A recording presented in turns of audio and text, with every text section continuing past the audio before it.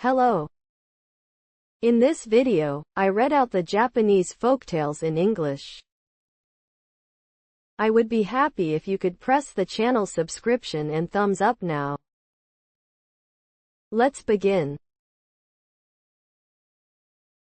Gauche was in charge of playing the cello at the town's movie theater.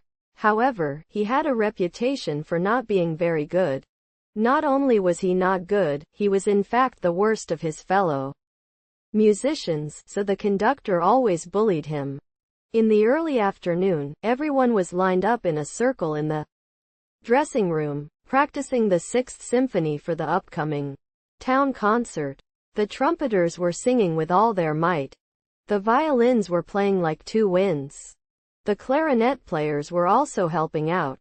Gauche, with his mouth clenched and his eyes wide open like saucers, was playing intently as he stared at the music score. Suddenly, the conductor clapped his hands together.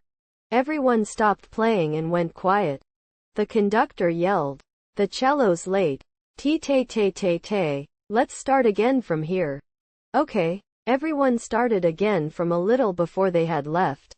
With his face red and sweat running down his forehead, Gauche finally got through the part he was told. Feeling relieved, he continued playing when the conductor suddenly clapped his hands again. "Cello. The strings don't match. That's a problem. I don't have time to teach you do re mifa." Everyone looked sorry for him and deliberately looked at their own scores or played their own instruments. Gauche hurriedly fixed the strings. This was actually Gauche's fault, but the cello was also very bad from the measure before that. Yes. Everyone started again. Gauche also twisted his mouth and tried his best. This time they made quite a bit of progress. Just when he thought he had finished playing at a good pace, the conductor clapped his hands again in a threatening manner. Gauche was startled, but thankfully it was someone else this time. Just as everyone else had done when he was playing, Gauche deliberately brought his eyes closer to his own score and pretended to think of something. Well, the next one will be soon. Yes. Just as he thought he'd started to play, the conductor suddenly stomped his foot and started yelling, "It's no good. It's not right at all. This part is the heart of the piece. And that's what you've been trying to do. Gentlemen, there are only 10 days until the performance. What will happen to our reputation if we, who are professional musicians, lose to a bunch of shoesmiths and sugar shop clerks?" "Hey, Gauche, you're a real problem. You have no facial expressions at all. You can't show any emotion, be it anger or happiness. And no matter what you do, you're not in sync with the other instruments. You're always the only one dragging your loose shoelaces and following everyone else around. It's a real problem. You need to get your act together. I feel so sorry for everyone if our glorious Venus Orchestra gets a bad reputation because of you alone. Well, that's enough practice for today, so please take a break and go straight to your box at 6 o'clock. Everyone bowed, then put cigarettes in their mouths, struck matches, and went out somewhere. Gauche held the shabby box like cello, turned to face the wall, twisted his mouth, and cried a lot, but he pulled himself together and quietly started playing the part he had just played from the beginning, all by himself. Late that night, Gauche returned to his house, carrying something big and black on his back. Although he called his house, it was actually a dilapidated watermill by the river on the outskirts of town, and Gauche lived there alone. In the morning he would cut tomato branches and pick up bugs on the sweetbreads in the small field around the hut, and then he would always leave just after noon. Gauche went inside, turned on the light, and opened the black package from before. It was nothing. It was the rough cello from that evening. Gauche gently placed it on the floor and suddenly picked up a cup from the shelf and gulped down the water from the bucket. Then he shook his head, sat back on a chair, and began to play. the daytime music with the vigor of a tiger. He played, thought, and played as he turned the pages of the music, and when he reached the end, he would start again. Roaring and roaring, over and over again. It was well past midnight, and he no longer even knew he was playing. His face was red, his eyes were bloodshot, and he looked terrifying, as if he might collapse at any moment. At that moment, someone knocked on the door behind him. "Is that you, Hoshu?" Goshu cried sleepily. But the person who pushed the door open and came in was a large calico cat that Goshu had seen a few times before. He brought some half-ripe tomatoes that he had picked from his field with a heavy look on his face, and set them down in front of Goshu. "I'm so tired. That must be a tough job to carry." "What?" Goshu asked. "This is a souvenir. Please have some," the calico cat said. Goshu let out all his midday anger in one go. "Who told you to bring tomatoes? First of all, why would I eat what you bring? And those tomatoes are from my field. What's this? Picking the ones that haven't even turned red. You're the one who's been biting and kicking the tomato stems up until now. Go away, you cat." The cat then hunched its shoulders and narrowed its eyes, but said with a soft grin, "Teacher, if you get so angry, I'll touch you. Instead, why don't you play Schumann's Trommeley? I'll listen to you. Don't be so cocky. You're just a cat." The cellist was annoyed and thought for a while about what to do with the cat. "No, please. Please come in. I can't sleep unless I listen to your music." "How insolent. How insolent. How insolent." Gauche turned completely red and stomped his feet, like the conductor did in the daytime, but suddenly changed his mind and said, "Then I'll play." Gauche, for some reason, locked the door and closed all the windows, then took out his cello and erased the doorknob. Then, the light of the moon, which was just after the 20th day, entered the room from outside, filling it about halfway. "What should I play?" "Trommerie, a romantic Schumann composition." The cat wiped its mouth and said, finishing up, "I see. So this is what a trommerie is." The cellist, for some reason, first tore up a piece of wood and stuffed it into his ears.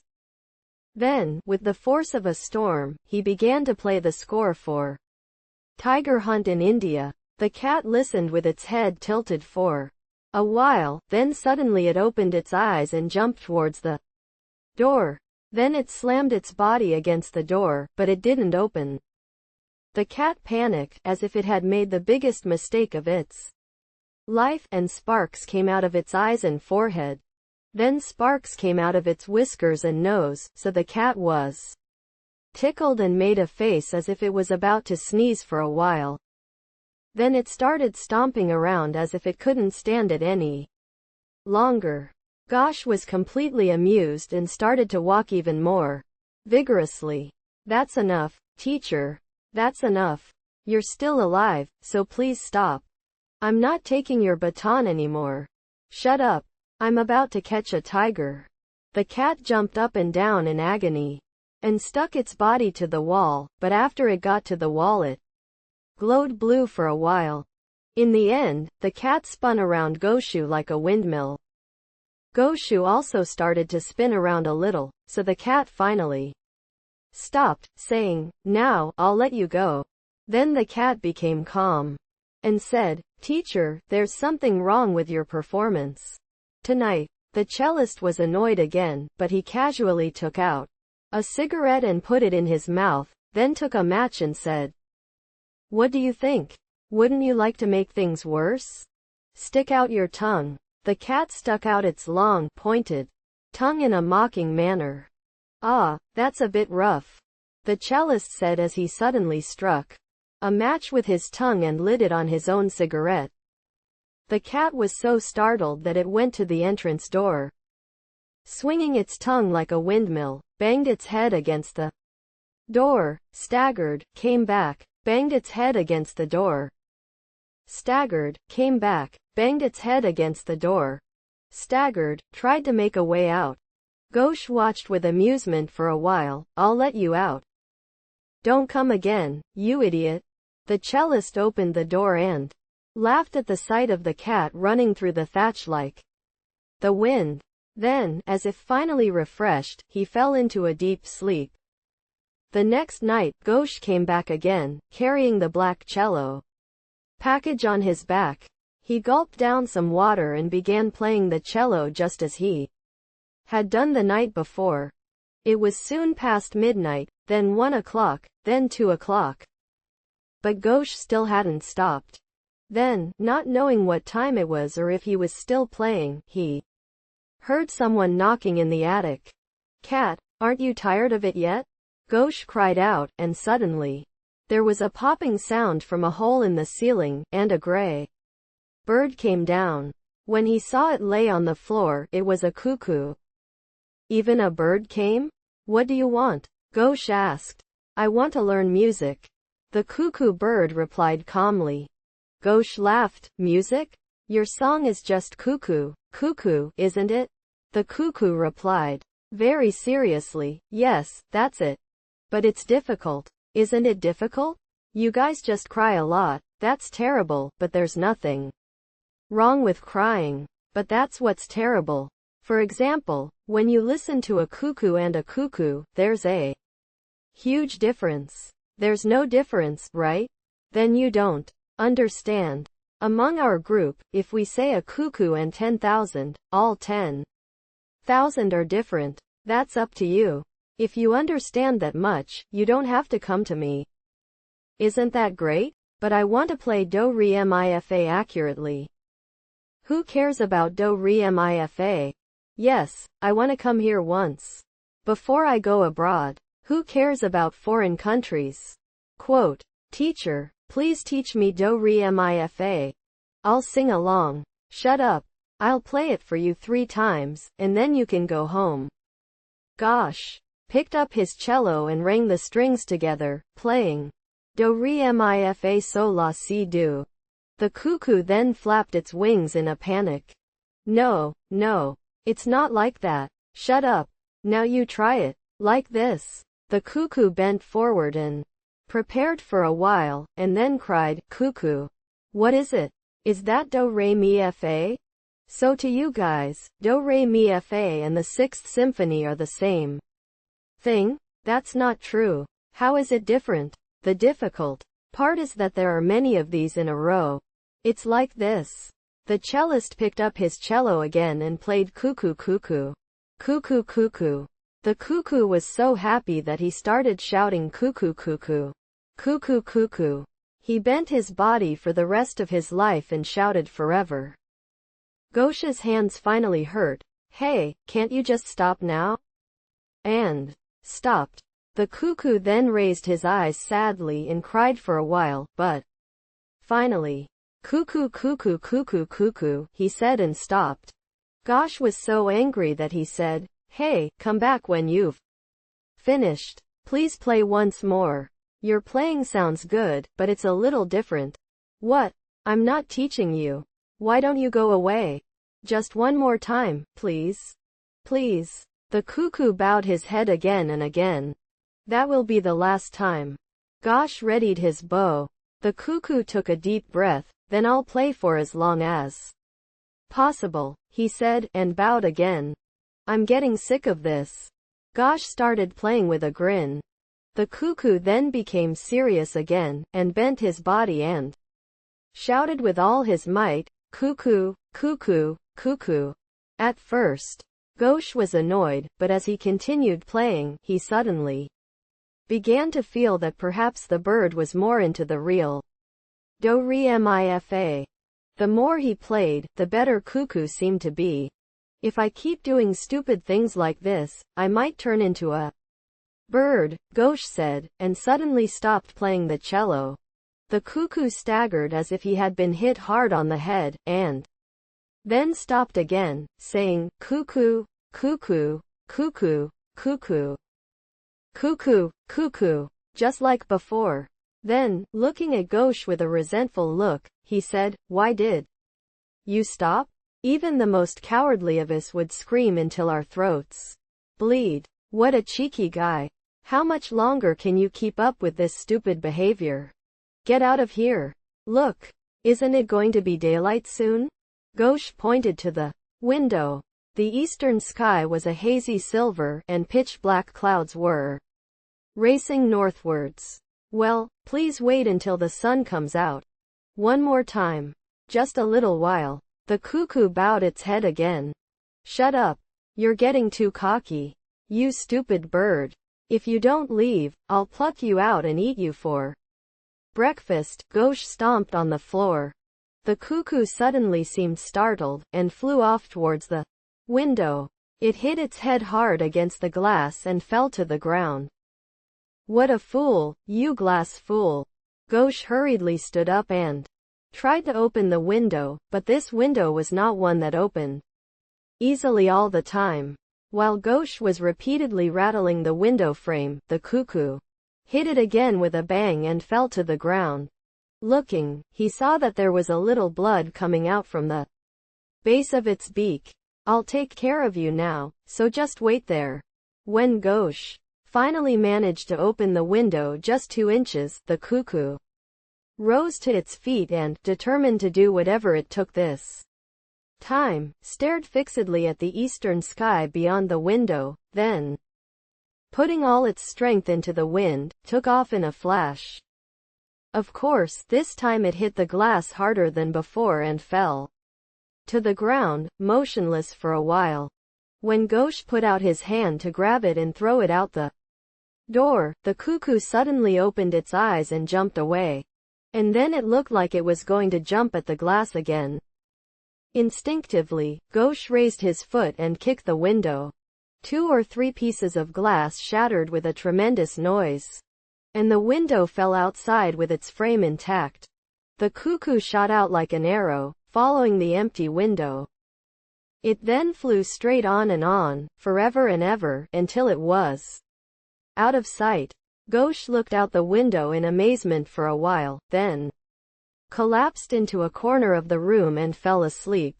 The next night, Gauche had been playing the cello until late at night, and was tired as he was having a drink of water when he heard another tapping on the door. He waited with a cup in hand, thinking that no matter what came that night, he would scare it away just like he had done last night, when the door opened a little and a baby raccoon dog came in. Gauche then opened the door a little wider, stomped his foot, and shouted, "Hey, raccoon dog, do you know what raccoon soup is?" Quote. The baby raccoon dog sat upright on the floor with a blank look on its face, tilting its head as if it didn't understand what he was talking about, but after a while he said, "I've never heard of raccoon soup." When Gauche saw his face, he wanted to burst out laughing, but he still forced himself to look frightened and said, "Well, let me tell you. Tanuki soup is made by mixing a tanuki like you with cabbage and salt, and boiling it until it's soft and cooked for me to eat."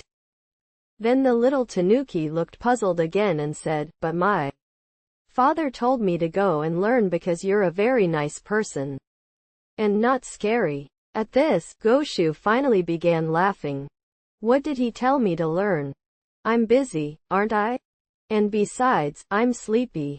The little tanuki suddenly seemed more energetic and took a step forward. "I'm in charge of the snare drum. I was told to go and get the cello to play along with me. But there's no snare drum anywhere. Here, this." The little raccoon took out 2 sticks from his back. "What are you going to do with those?" "Well, play the jolly carriage house." "What, the jolly carriage house, is jazz?" Quote. "Ah, this score." The little raccoon took out another score from his back. Gauche picked it up and started laughing. "Wow, what a strange tune. Okay, let's play it. Are you going to play the snare drum?" Gauche started playing, glancing back and forth at the little raccoon, wondering what the little raccoon was going to do. Then the little raccoon took his stick and started tapping the bottom of the cello bridge in time. It was quite good, so as he played, Gauche thought it was interesting. When he had pulled all the way to the end, the little raccoon tilted his head to one side and thought for a while. Then, as if he had finally thought of something, he said, "Gauche, you're always late when it comes to pulling the second string. It makes me feel like I'm going to stumble." Gauche was startled. Indeed, since last night it had seemed to him that no matter how quickly he plucked the strings, it would not produce a sound. Until after a little while. "Yes, that may be so. This cello is bad," Gauche said sadly. The raccoon then looked sorry and thought for a while, then said, "I wonder what's wrong with it. Then can you play it again?" "Sure, I'll play." Gauche began. The little raccoon continued tapping the cello as before, occasionally bending his head to put his ear to the cello. And when he finished, it was once again bright in the east. "Tonight. Ah, dawn has broken. Thank you very much." The little raccoon hurriedly shouldered the music sheets and sticks onto his back, secured them together with rubber tape, bowed a few times, and hurried out the door. Gauche was in a daze for a while, breathing in the breeze that had come in through the broken glass from the previous night, but he quickly crawled into his bed hoping to sleep and regain his strength before heading out into town. The next night, Gauche played the cello all night and, as dawn approached, he was drawn to it and dozed off with the sheet music in hand, when again he heard someone tapping on the door. It was barely audible, but since it happened every night, Gauche heard it right away and said, "Come in." Then it was a field mouse that came through the gap in the door. It then stalked towards Gauche with its very tiny baby. The baby field mouse looked the size of an eraser, and Gauche couldn't help but laugh. The field mouse then came to Gauche, looking around as if wondering what he was laughing at, and placed a green chestnut in front of him, bowed properly, and said, "Doctor, this baby is not feeling well and is on the verge of death, so please have mercy on him and heal him."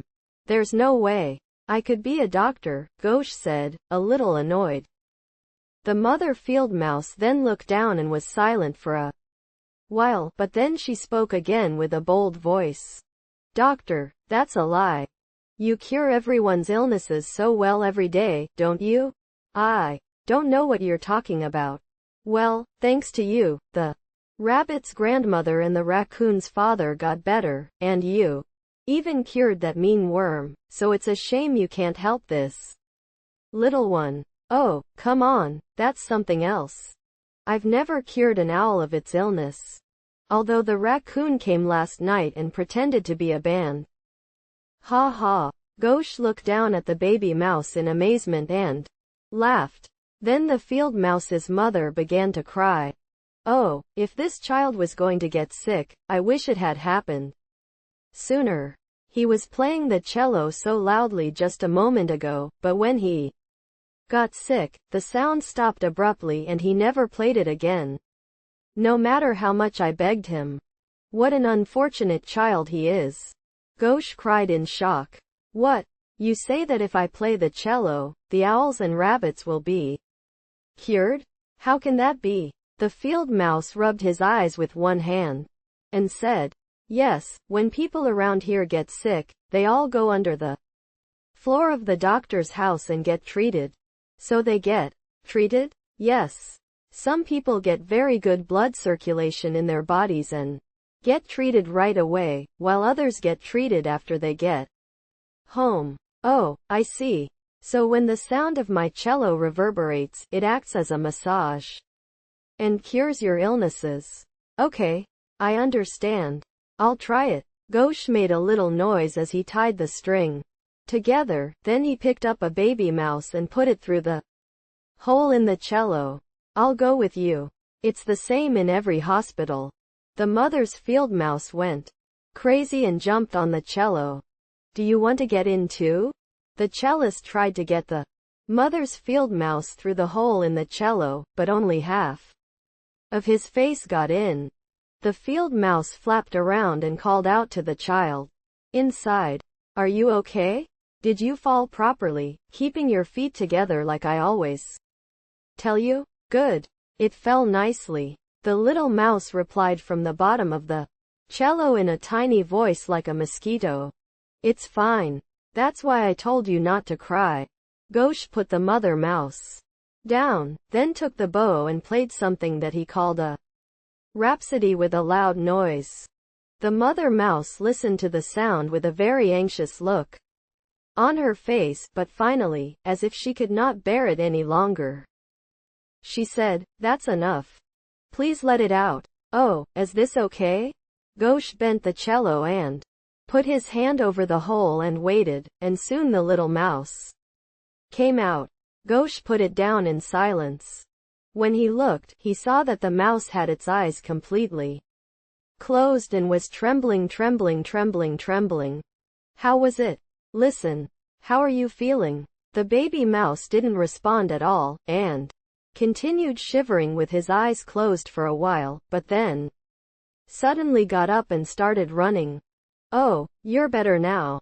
Thank you. Thank you. The mother mouse was running along with him, and soon came in front of Gauche, bowing repeatedly, and said, "Thank you. Thank you," about a dozen times.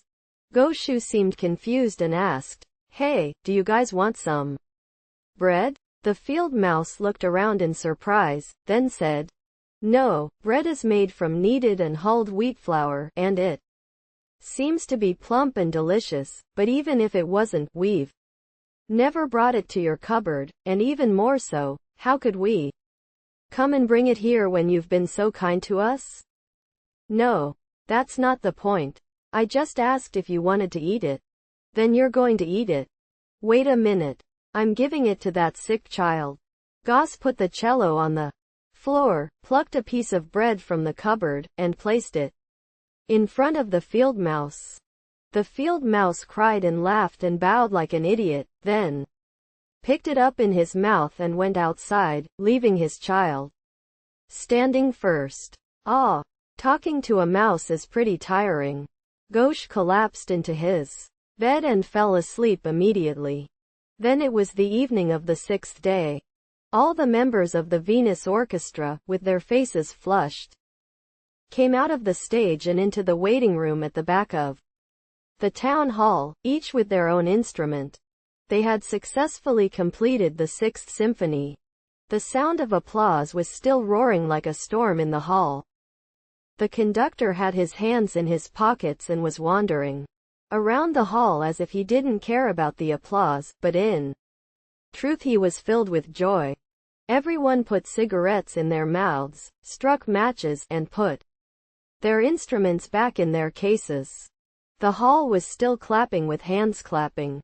In fact, the sound was getting louder and louder, until it seemed somehow scary and unmanageable. The presenter came in wearing a big white ribbon on his chest. "We're doing an encore, but could you please play us something short?" the conductor replied with a stern voice. "No, that's not good. After such a big performance, whatever we play won't go as we want it." "Then, conductor, please come out and say hello." "No." "Hey, Gauche, come out and play something." "Me?" Gauche was stunned. It's you. The first violinist suddenly looked up and said, "Come on out," the conductor said. Everyone forced Gauche to hold the cello, opened the door, and suddenly pushed Gauche out onto the stage. Gauche was so embarrassed with the cello with the hole in it that he went out onto the stage, and everyone clapped even more vigorously as if to say, "Look at that." Some people seemed to scream in excitement. "How far will you go in making a fool of people? Just watch me. I'll play you an Indian tiger hunt."